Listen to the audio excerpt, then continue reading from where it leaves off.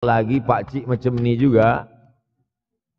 Mana tahu macam ini bukan dia, tapi macam ini datang, tanyalah nama dia, nombor telefon, IC anak dia. Tapi rasa-rasanya saya dah 43 tahun belum jumpa dengan pakcik macam ni lagi. Unik pakcik. Sebab apa? Ini terkait dengan masalah harta. Wadi'ah. Wadi'ah adalah barang yang kita titipkan, yang kita wasiatkan, yang kita pesankan. Banyak orang masalah harta ini susah. Menguji emas dengan api, menguji manusia dengan harta, dengan uang. Disitulah baru nampak mana kawan, mana lawan kalau sudah terkait dengan benda, dengan materi, dengan harta, dengan duit, dengan uang. Oleh sebab itu maka tulis, ini barang dah jadi dah. Lalu bagaimana? Kita tak tahu dia di mana. Maka cari ahli warisnya. Ahli waris tak jumpa juga, balikkan kepada masalih ammah. Masalih ammah maknanya yang dipakai umat Islam secara umum. Masjid, hospital, anak yatim, usia emas, fakir miskin, bagikan kepada mereka. Bila kita ada pinjam uang orang, selepas 10-15 tahun kita nak bayar, kita tak tahu dia di mana. Anak cucunya pun sudah tak ada. Awak dah cari dia? Sudah Ustaz. Kamu dah cari anak menantu dia? Sudah. Di mana kamu cari? Di Google. Mana dapat? Carilah ke kampung dia. Tak dapat juga, maka diberikan kepada masalih ammah. Masalih ammah, kepentingan orang banyak. Kepentingan orang banyak, masjid, hospital, anak yatim, fakir miskin, orang banyak. Bolehkah saya bagi ke tahfiz? Boleh. Sebab tahfiz juga masalih ammah, orang banyak. Saya Fulan bin Fulan. Sekarang sudah terjadi banyak tanda-tanda kiamat kecil.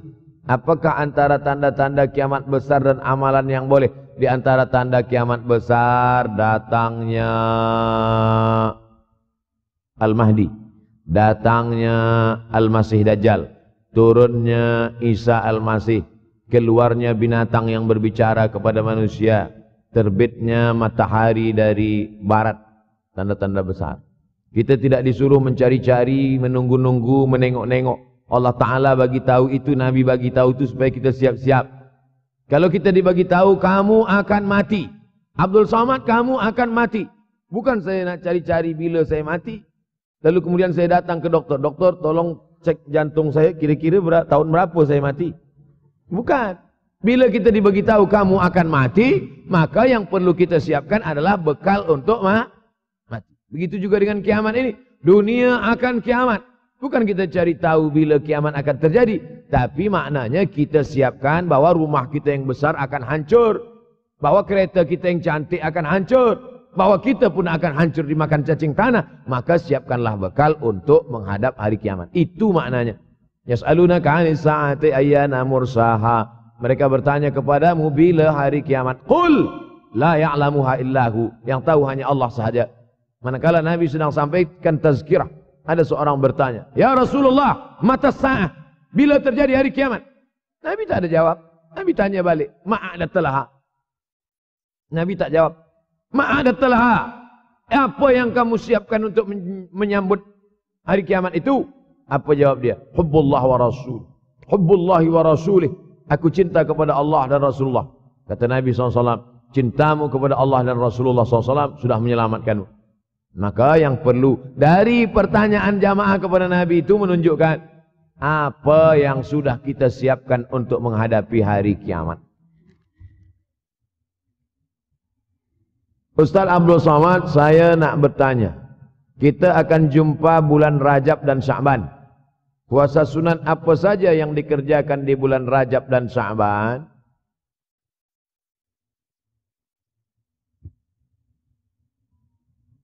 Dalam hadis dikatakan salasun mutawaliyatun. Inna iddatash syuhuri 'indallahi 12 syahran fi kitabillah. Jumlah bulan ada 12. Minha arba'atun hurum. Syukran, jazakallahu khairan, ahsanallahu ilaikum. Minha arba'atun hurum. Ada 4 bulan haram. 4 bulan haram maknanya 4 bulan mulia kita disuruh beribadah. Ibadah yang paling elok adalah puasa sunat. Apa 4 bulan haram itu? Salasun mutawaliyatun 3 bulan berterusan. 3 bulan. Muharram, Zulqa'dah, Zulhijjah, Muharram. Wa baina Jumada wa Sya'ban. Ada 1 bulan bersendirian. Dia terletak antara bulan Jumada dan Sya'ban. Itulah dia bulan Rajab. Jadi nanti kalau ada orang banyak berpuasa bulan Rajab, apa dalil awak puasa bulan Rajab? Karena bulan haram. Bulan haram bulan mulia. Di bulan mulia paling bagus beramal yang mulia. Apa amal yang mulia? Puasa sunnah. Bulan Sya'ban. Nabi paling banyak puasa selepas Ramadan adalah Sya'ban. Jadi kalau kita buat yang paling tinggi adalah Ramadan. Di bawah Ramadan, Sya'ban. Di bawah Sya'ban, bulan haram. Paling tinggi Ramadan. Di bawah Ramadan, Sya'ban. Di bawah Sya'ban, itulah dia bulan haram.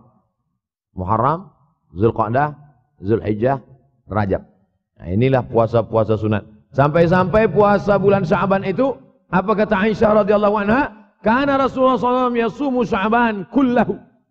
Nabi pernah melaksanakan puasa bulan Sya'ban itu kullahu. Tapi bukan tiap-tiap tahun.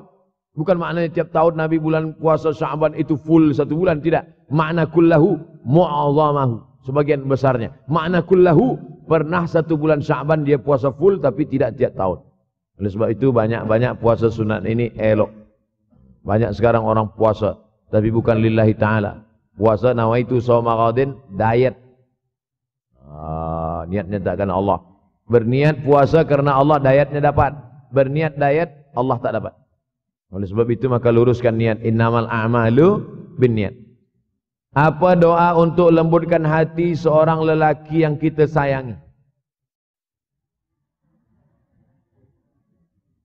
Salat sunat hajat. Usolli sunnatal hajat. Hajatnya apa? Dalam hati. Jangan cakapkan di situ. Usolli sunnatal hajat, nak lembutkan hati si fulan. Sembayangnya di masjid pula. Dengar kawan sebelah. Siapa kata dia? Dalam hati. Allahu Akbar. Selepas itu di sujud terakhir. Aqrabu ma yakunul abdu min rabbih wa huwa sajid. Seorang hamba paling dekat dengan Allah manakala dia bersujud. Di sujud terakhir itulah doa. Ya Allah, lembutkanlah hati si fulan. Ya muqallibal qulub. Bolehkah kita berdoa menyebut nama? Boleh. Ada hadis Nabi doa menyebut nama? Ada. Allahumma a'izzal Islam bi Umarain. Ya Allah, kuatkan Islam ini dengan 2 Umar. Umar bin Khattab dan Umar bin Hisham. Boleh. Nabi ada menyebut nama. Oleh sebab itu maka doa.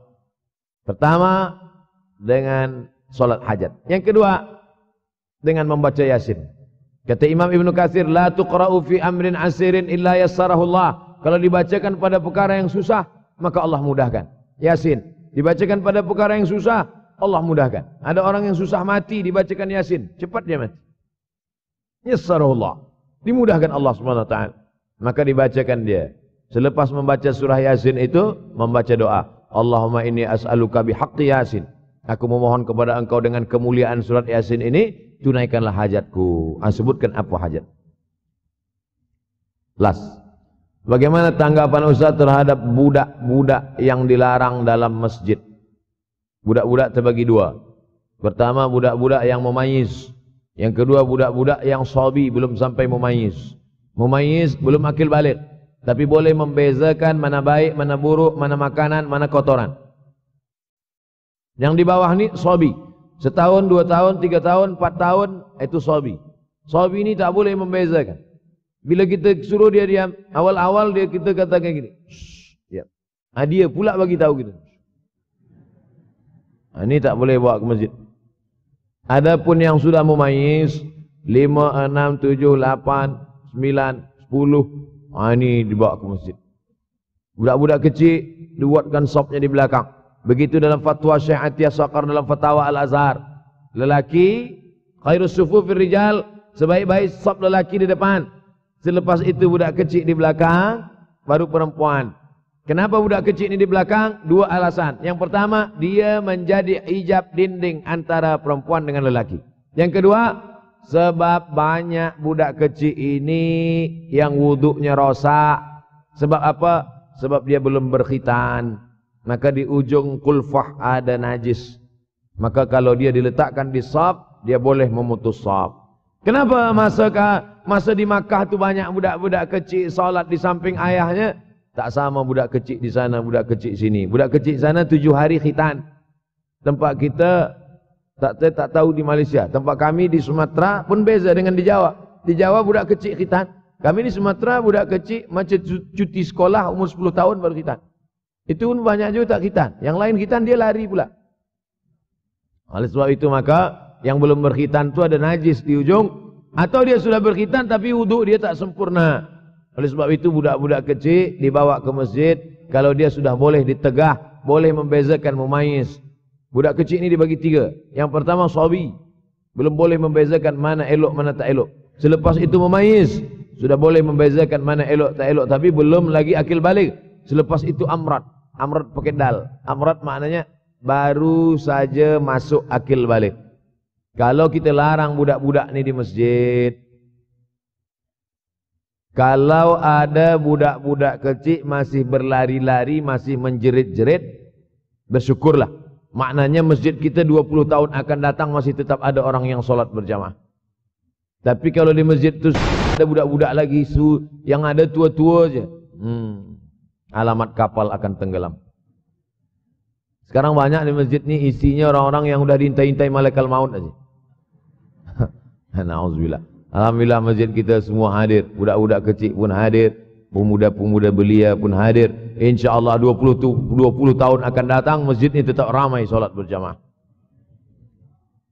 Anak saya pernah ditampar oleh seorang nenek kerana yang sedang solat dia menjerit dan menangis. Oh, mungkin nenek ini darah tinggi. Maka akan datang, jangan letak dia dekat nenek-nenek. Itulah maka saya sebut tadi di belakang. Memang orang-orang tua ni kadang emosional dia tak lagi terkendali. Tengok. Kadang jangankan menangis, kita menyanyi pun dia tersinggung. Apalagi menangis. Oleh sebab itu maka kita jaga. Ada setengah orang tua memang tak suka menengok budak kecil. Ini budak ni pergi balik. Kalau tak aku mati dia sipak kata dia. Nauzubillah. Jadi manusia ini kalau sudah 7 ke bawah, 71 ke atas, memang macam-macam akhlak, akal dia sudah dicabut oleh Allah. Mudah-mudahan yang kita inginkan. Makanya ada doa supaya jangan sampai an yuradda ila ardhalil umuri. Jangan sampai aku disampaikan pada usia yang hina. Ada manusia ini usianya hina. Sebab apa usia hina? Wa man nu'ammirhu nunakkishu fil khalqi. Siapa yang kami panjangkan umurnya, kami kurangkan kejadiannya. Sudah sampai pada umur itu berkurang kejadian.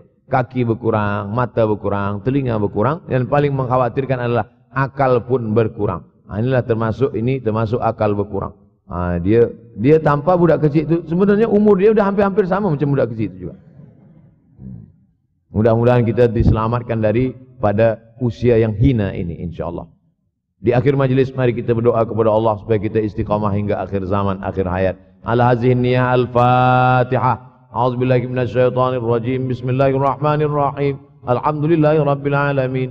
Arrahmanirrahim. Maliki yaumiddin. Iyyaka na'budu wa iyyaka nasta'in. Ihdinas siratal mustaqim. Siratal ladzina an'amta 'alaihim ghairil maghdubi 'alaihim waladdallin. Amin. Allahumma inna na'udzubika minal hammi wal hazan. Selamatkan kami dari susah hati dan kesulitan. Wa minal ajzi wal kasal. Selamatkan kami dari sifat malas dan lemah. Wal jubni wal bukhul. Selamatkan kami dari sifat penakut dan bakhil. Wa dala'id daini wa ghalabatir rijal. Selamatkan kami dari dililit hutang dan dikuasai orang lain. Allahumma inna na'udzubika min ilmin la yanfa'. Selamatkan kami dari ilmu yang tak bermanfaat. Wa min qalbin la yakhsha'. Jauhkan kami dari hati yang tak takut dan tak khusyuk. Wa min nafsin la tasma'. Jauhkan kami dari nafsu yang tak pernah kenyang. Wa min du'ain la yusma'. Selamatkan kami dari doa yang tak dikabulkan.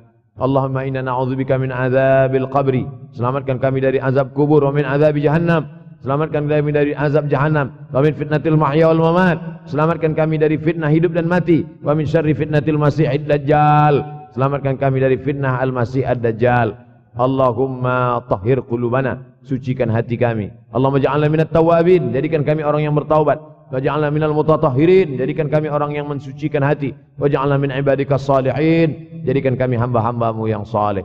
Rabbana la tuzigh qulubana. Jangan kau palingkan hati kami ba'da idh hadaitana. Setelah engkau berikan hidayah kepada kami. Allahumma dzakkirna minhu ma nasina. buat hati kami ini ingat, jangan sampai lalai kepadamu ya Allah. Ya muqallibal qulub, wa engkau yang membalikkan hati, sabbit qulubana, kokohkan hati kami ala dinik wa ala ta'atik, dalam agamamu, dalam ketaatan kepadamu. Allahumma tsabbitna ala al-imani wal islam, kokohkan kami dalam iman dan Islam. Allahumma ja'alna minal ladzina yastami'una al-qawla fayattabi'una ahsanah, jadikan kami orang-orang yang mendengarkan nasihat yang baik lalu merubahnya menjadi amal yang baik. Rabbana atina fid dunya hasanatan wa fil akhirati hasanatan wa qina adzabannar. Wa sallallahu ala sayyidina wa maulana Muhammad wa ala alihi wa sahbihi wa sallam. Walhamdulillahi rabbil alamin.